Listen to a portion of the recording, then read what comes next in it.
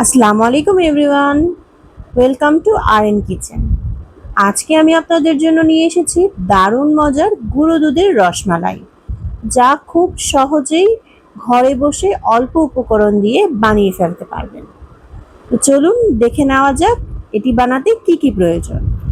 রসমালাইটি বানাতে আমাদের প্রয়োজন 1.5 কাপ গুঁড়ো দুধ, একটি ডিম,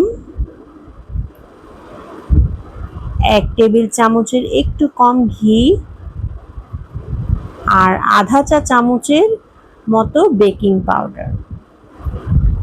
এখন আমি একটা মিক্সিং বোল নিয়ে নিয়েছি, এর মধ্যে দিয়ে দিলাম গুঁড়ো দুধ, বেকিং পাউডার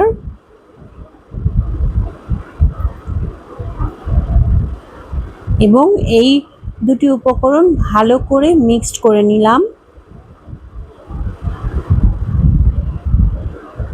এখন আমি দিয়ে দিচ্ছি ঘি। এখন এই তিনটি উপকরণ ভালো করে মিশিয়ে নিতে হবে। তিনটি উপকরণ একসাথে ভালোভাবে মেশানোর পরে হাতের মাঝে এরকম চাপ দিয়ে দেখতে হবে দলা মতো থাকে কিনা। এখন আমি এর ভিতরে আগে থেকে ফেটিয়ে রাখা ডিমটি অল্প অল্প করে দিয়ে দিচ্ছি। একসাথে বেশি দিতে যাবেন না, তাতে করে ডোটা বেশি নরম হয়ে যাবে। এখন ভালোভাবে মাখিয়ে একটা নরম মসৃণ ডোয়ের মতো তৈরি করে নিতে হবে। রসমালাইয়ের এই ডোটি রেডি হয়ে গিয়েছে। এখন আমি ছোট ছোট করে রসমালাইয়ের শেপ দিয়ে নিচ্ছি। আপনারা চাইলে যে কোনো শেপেই এটা তৈরি করতে পারেন। আমি এখন মাত্র দুটো শেপে করে দেখাচ্ছি। অবশ্যই মিষ্টিগুলো একটু ছোট সাইজের তৈরি করবেন, কারণ এটা রসে দিলে ফুলে অনেক বড় হয়ে যাবে। ডোটি থেকে রসমালাইয়ের মিষ্টিগুলোর শেপ দিয়ে নেওয়া হয়ে গিয়েছে। এখন চুলায় একটি কড়াই বসিয়ে তার ভেতরে আমি 1 লিটার গরুর দুধ দিয়ে দিয়েছি। আপনারা চাইলে পাউডার দুধও ব্যবহার করতে পারেন। যখন দুধটি ফুটে উঠবে তখন এর ভিতরে আধা কাপ চিনি দিয়ে দিবেন। চিনিটি যার যার স্বাদ মতো।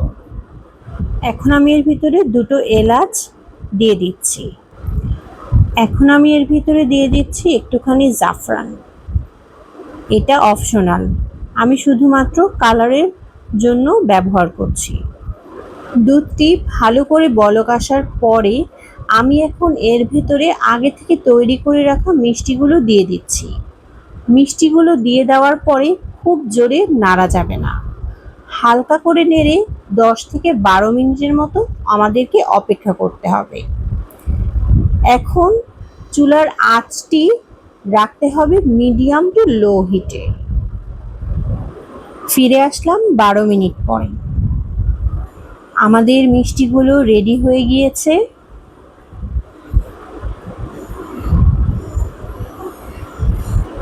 দেখুন মিষ্টিগুলো ফুলে ডাবল হয়ে গিয়েছে। এখন চুলার আঁচটি বন্ধ করে ঠান্ডা করতে দিতে হবে। তৈরি হয়ে গেল দারুণ মজার গুঁড়ো দুধের রসমালাই। আমার চ্যানেলটি ভালো লাগলে সাবস্ক্রাইব করে লাইক শেয়ার করে আমার পাশে থাকবেন। তবে আজকে এ পর্যন্তই। আবারও আগামী কোনো নতুন রেসিপি নিয়ে হাজির হয়ে যাব আর এন কিচেনে। সবাইকে ধন্যবাদ।